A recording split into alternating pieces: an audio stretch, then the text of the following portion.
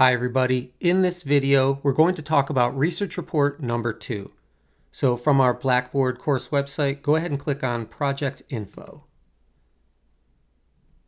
At that point you can scroll down just a little bit, and here is information about research report number 2. You'll see that there is a file for instructions. We'll talk about that in a minute. And there's also a grading rubric. Make sure you look at that so you know exactly how you're being graded. Let's just take a look at the basic description. So this project is an extension of research report number 1. And in fact, you're going to use the same data that you collected for research report number 1. And what we're going to do is compute using SPSS an independent samples t-test, because we want to try to figure out if there are statistically significant differences between the two groups that we collected data on. And then we're also going to compute a power analysis. I have a video out already that shows you how to do that with G-Power. In this video, I'll show you how you can actually do it using SPSS. All right, let's go ahead and take a look at that instructions file. Here are the instructions for research report number 2. I'm not going to read through the whole thing, but make sure that you take some time to look at it very carefully. On this first page, it has instructions for collecting data, and we've already collected the data. So we don't really need to look at this in much detail. Let's go ahead and scroll down and look at the second page. This second page has instructions that are split up by sections. When you write your report, number your sections, letter the subsections, so that I can very easily find your responses and so that you can check to make sure that you've covered all of your bases, that you've provided everything that I'm asking for. In section number 1, you are putting your research into context by writing an introduction that addresses all the different subsections you see listed. Now, it's pretty much the same section that you had for research report number 1, but what I'd really like you to do is spend a little bit more time on that section and provide a little bit more detail. So for each of the subsections, think about providing a few sentences instead of just a short phrase to provide your answer. Let's scroll down to the instructions for section number 2. Here you need to identify and discuss the 3 assumptions associated with the independent measures or independent samples t-test. And I talk about this in detail in the lectures. So make sure you go through your notes, make sure you understand this part really well, and then you need to explain these assumptions in your report. It says, test each assumption using the methods we discussed in class. Have you violated any assumptions? So let me just give you an example. One of the assumptions might have to do with the shape of the data. Is it normally distributed data or not? So for example, in my research, I was looking at men and women, and I wanted to see if they differed in terms of the text messages that they sent per day. So for my research report 1 analyses, I had frequency distribution histograms for the men and for the women, and I can see if that data was normally distributed. That information can be very helpful right now as I discuss the assumptions. So you might want to revisit the analyses that you did for research report number 1, and then provide that information in research report number 2 as well as you're discussing these assumptions. All right, let's scroll down just a little bit more. Now we're getting to the fun part. In section 3, we want to use SPSS to conduct a two-tailed hypothesis test to determine if one group responded significantly differently from the other group. So we're going to be using SPSS to compute an independent samples t-test. And I'll show you how to do that, and I'll remind you how you can take that output and copy it into your report. In section 4, we need to use SPSS to compute a 95% confidence interval.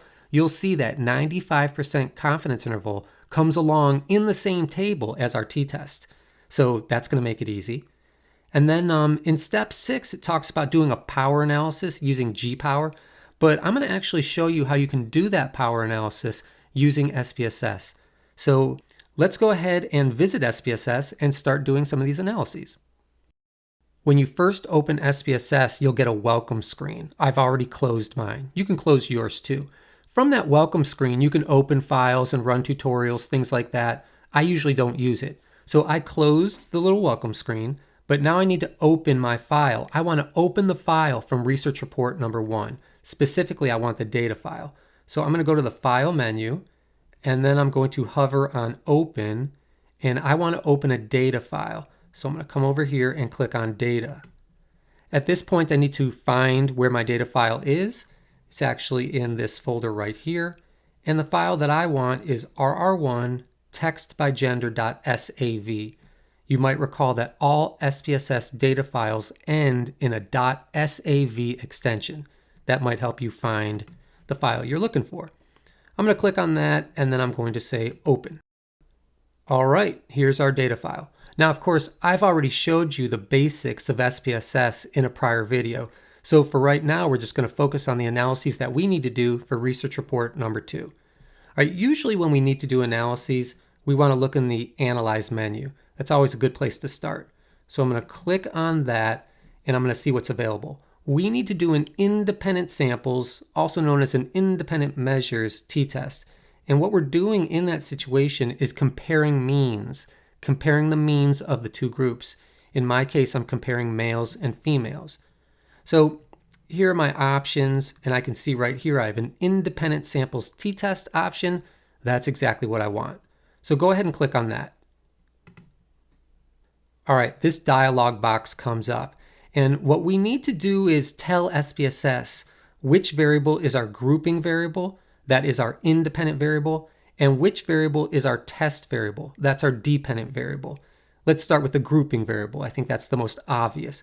We grouped the people by their gender. So I'm going to click on the gender variable and move it over into this box. You'll see that there are 2 question marks, and that's because SPSS does not know which 2 groups to compare.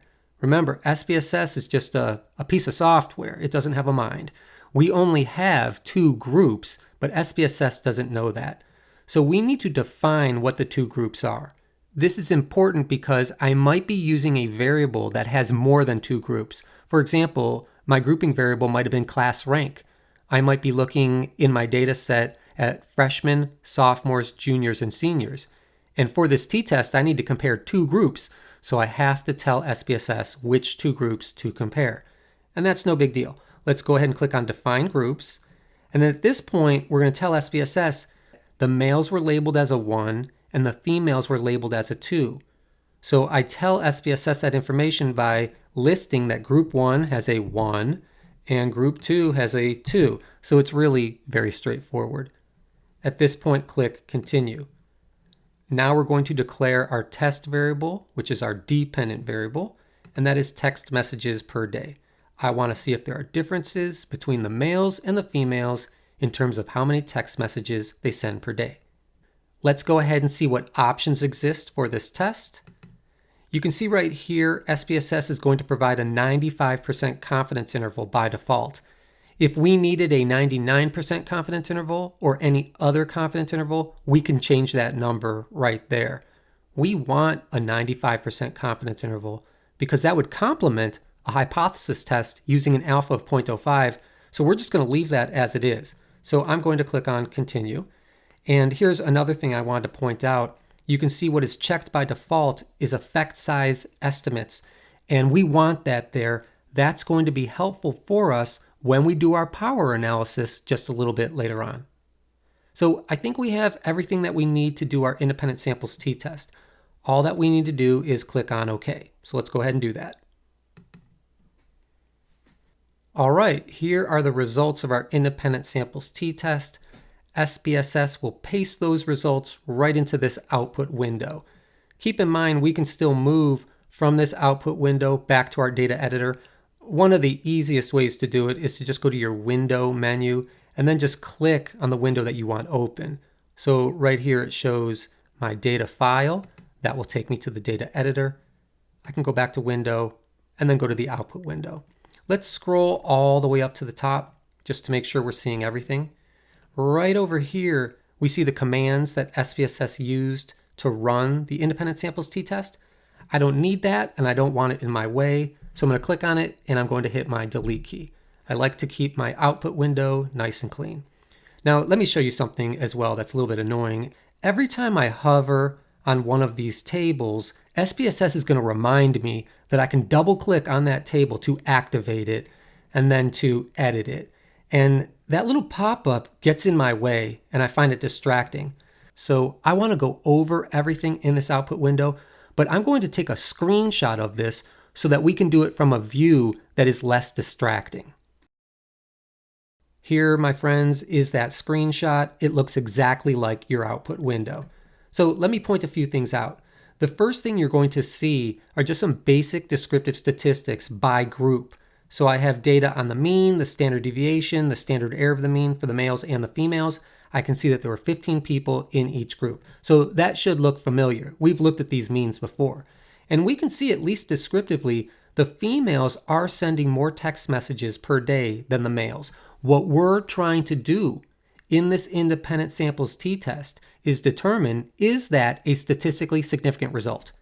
If we have enough evidence to show that that is a statistically significant result, what we are essentially doing is ruling out chance as a viable explanation for our results. We are ruling out sampling error as a viable explanation for our results. If we find statistically significant results, we're saying it's very unlikely that the differences are due to sampling error.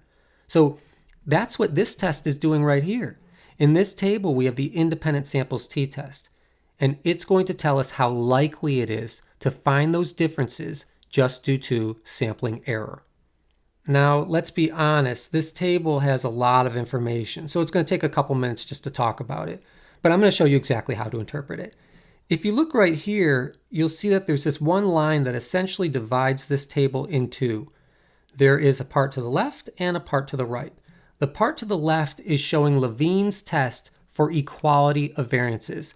And this is a test of one of our assumptions, a very important assumption. You might recall learning about homogeneity of variance. That just means equality of variance. We need to make sure that the two groups have approximately equal variances. In other words, we need to have approximately equal variability in each of the groups for this test to be valid. Because this particular assumption is so important, SPSS tests the assumption by default using Levine's test. Now remember, in this situation, we don't want to find statistically significant differences between the group variances. That would be a problem. That would mean we violated the assumption. So this is one of those situations where we're not hoping for statistically significant results. It's kind of like when you go to a doctor and you get a test for something bad. You don't want that test to come out positive. You want it to come out negative. You want to make sure that you're okay. Same thing here. I want this test to be non-significant. I want everything to be okay. So right over here, it shows the significance level. And we call that a p-value because it's a probability value. To interpret if this test is statistically significant, to determine if we have violated this assumption, let's just simply look at the first two values to the right of the decimal place.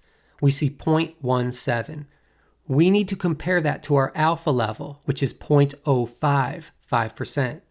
17% clearly is not less than 5%. That's good news. We're saying that the differences that we see between the two group variances is the type of difference we would expect just due to sampling error. So the two groups have approximately equal variability. We have not violated the assumption that we call homogeneity of variances. The reason why it's important to talk about that right now is because you can see this t-test is actually computed two different ways. Even though they look essentially the same, they're computed two different ways and they're just a little bit different. And we need to figure out which row do we want to pay attention to? Which t-test results do we want to pay attention to? I need to know if we should assume there are equal variances between the two groups, or if we should not assume that there are equal variances between the two groups. SPSS will run the t-test two different ways.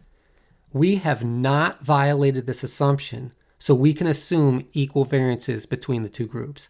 Remember, in order to violate this assumption, the variance of one group would need to be 4 times or more that of the other group, approximately speaking. And that's not the case in this situation. So I'm going to focus on this first row and this first t-test right here.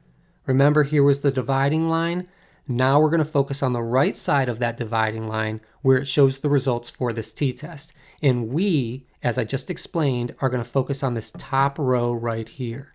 All the information that we need for our t-test will be in this top row right here. All right, let's start with that t-value. That is the obtained t-value. That's the t-value that SPSS computed. It's the same value that we could compute by hand. You see it's a negative number. Remember, whether that value is positive or negative is completely arbitrary. In this situation, SPSS took the mean for the males, which is about 78, and then it subtracted the mean for the females, which is 111. That's why it came up with a negative value, because 111 is larger than 78.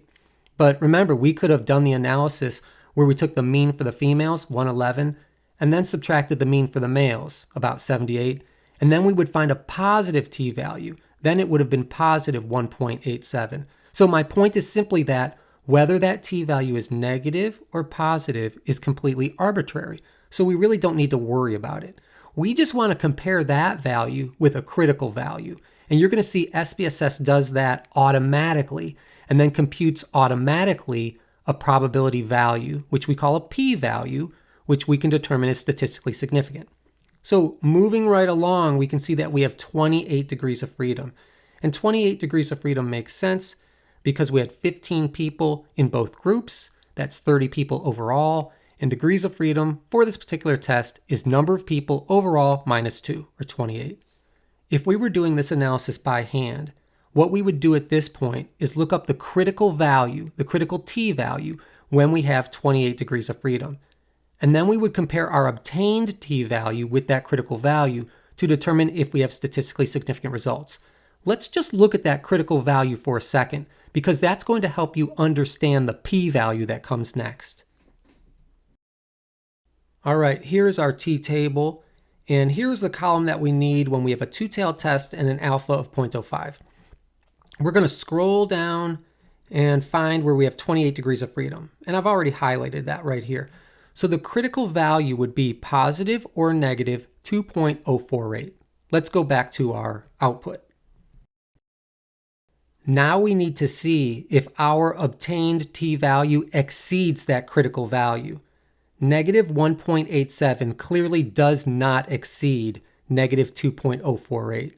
So in other words, our t-value is not in that critical region. It is not in that rejection zone. We do not have statistically significant results. The reason why I looked up that critical value is because that's the way we are used to determining if we have statistically significant results when we do this in class. But SPSS will do it for us automatically. So right here we see the significance value. That is our p-value. That is a probability value right there. That's an exact probability. The probability of finding this mean difference between those two groups just by chance. And remember, we want to compare this now to our alpha level. The alpha level that we're using is 5%. That right there is approximately 7%. That value is clearly not less than 5%. So in other words, it is not unlikely to find these differences just by chance. So we can conclude that it is likely that we would find these differences just due to sampling error. Do you see how we cannot rule out sampling error as a viable explanation for our results? In other words, we do not have statistically significant results. So let's just go over that one more time real quickly. This obtained t-value that represents the differences between our two groups is not in the critical region. It is not in the rejection zone. We will not reject the null hypothesis. We do not have statistically significant results. This exact p level is not less than 5%. We do not have statistically significant results. Do you see how all of that stuff is consistent? Let's go ahead and interpret the rest of these values. Right here, this is labeled mean difference. This literally is the difference between these two mean values.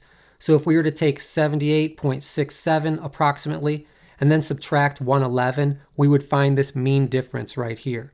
This is the standard error of this difference. Of course, these values need to be used when computing the t-test. And right here is that 95% confidence interval that we asked for. Now keep this in mind. The 95% confidence interval essentially tells us everything that this independent samples t-test tells us. We should be able to look at that 95% confidence interval and determine if we have statistically significant results. If 0 is part of that interval, that means we did not reject 0 as a viable explanation for the differences between the two populations. And remember, if there is zero difference between the two populations, that means there's no difference. And we can see when we look at the lower value of the confidence interval, the lower limit, and when we look at the upper limit of the confidence interval, there is a zero within that range. So these numbers tell us, just by looking at this 95% confidence interval, that we do not have statistically significant results. So all of the information in that row is consistent with itself. Because this SPSS output can be confusing to students, I want to go through one more quick example. Although you didn't see me do it, I made a change to the data, just for demonstration purposes. And you can see now there's a bigger difference between these two groups. In that first data set, the females sent about 111 text messages per day. Now we see a value that's much higher. So let's see what happens now with this independent samples t-test. Remember, here's this line that separates the test for equality of variances from the actual t-test. Let's first look to see if we have violated that assumption. I want to look at the significance level. I want to compare that to my alpha level. I want to see if that value is less than 5%. Just focus on the first two numbers, 0, 4. That's 4%. Is 4% less than 5%? Yes, it is. So in other words, it's very unlikely to find these differences just by chance. In this particular situation, there's more variability, more variance in one group compared to the other. And let's just look at these values right here. Remember, standard deviation is related to variance. If we squared these standard deviation numbers, we would then have group variances. If we were to do that, you would see that one of the group variances is quite a bit larger than the other group. And in fact, the difference is so large that we have now violated the assumption of equality of variances. So this right here is showing statistically significant differences between the variances. We have violated the homogeneity of variance assumption. So that's kind of a bad thing. We cannot assume equal variances. So when I need to decide between these two t-tests that were conducted, I need to look over here and I need to select the one that says equal variances not assumed. So in this situation, we're going to look at this row right here. When we do this modified t-test, we still compute the same t-value, but the change takes place when we compute the degrees of freedom. We need to adjust the degrees of freedom down. When we have fewer degrees of freedom, we will have a larger critical value. In other words, we will need more evidence to find statistically significant results. SPSS will still compute for us an exact p-value, an exact significance level for us. And we want to compare that p-value with our alpha level. Our alpha level is 5%. Right there I see about 2%, 3%. Is 2% less than 5%? Of course it is. So in this situation, we have statistically significant results. So when we summarize the results of this t-test, we would list that we did a t-test with 20.447 degrees of freedom equals negative 2.41. We usually list that out to 2 decimal places. And then we would say that p is less than 5% because of course 2% is less than 5%. And that would show everybody that we have statistically significant results. So that's the more traditional way to write it. The more modern way of writing it is by using that exact p level that SPSS provides. So the more modern way would be t with 20.447 degrees of freedom equals negative 2.41, p equals 0.026. When we list those p-values, we usually go out to 3 decimal places. All right, remember these results right here are based on me changing my data. So let's go back to our original data, our original analyses. Of course, based on our original data, we did not have statistically significant results. So let's summarize this test real quickly. In this situation, we would say we've performed a t-test with 28 degrees of freedom. The value that we obtained for the t-test is negative 1.87, and the probability of finding those results just by chance is greater than 5%, because 7% of course is greater than 5%. So that would be the more traditional, the more classic way of summarizing our results. If we want to use a more modern method, we would list that we did a t-test with 28 degrees of freedom. The value that we computed was negative 1.87, and p, that probability value, is equal to 0.072. And again, that would show that the results are not statistically significant. All right, let's go back to SPSS's output window so I can show you how to copy these tables and put them into your research report. Here we are back at SPSS's output window. I showed you this trick before. You can right-click on any table or any graphic, select Copy As, and then select Image. And then go into your Word file, your research report, and from there you can paste it in. You can either just click Paste, and that usually works out pretty well, and you can see you can then resize it if you need to. Or what I sometimes do if I run into trouble that way is I specifically click on Paste Special, and then I specifically tell it to paste it in as a JPEG. And really, in this situation, it works out the same both ways. Let's look back at our instructions and make sure we're doing everything that we need to do. All right, for section 3, we did the t-test. In section 4, we need the 95% confidence interval. We got that information from our t-test. This section is asking us what would happen if we changed our alpha level to 0.01. Keep in mind, in my situation, I did not find statistically significant results with an alpha of 0.05. And an alpha of 0.01 requires even more evidence to find statistically significant results. So in my situation, if I did not find statistically significant results with an alpha of 0.05, there's no way I can find statistically significant results using an alpha of 0.01. You'll need to reason through your situation on your own. You'll need to look up that critical value for an alpha of 0.01. That should be really easy. In section 6, we need to do a power analysis. I have a separate video where I use G-Power to compute a power analysis. And you can use G-Power if you'd like. I'm going to show you in a second how to use SPSS. So let's go ahead and explore that method.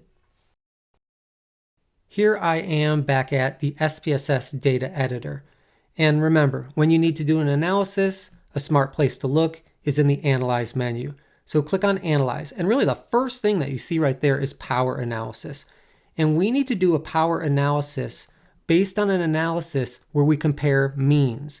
And we specifically used an independent samples t-test to compare differences between two totally independent groups. So that's clearly the option that we want. Go ahead and click on that.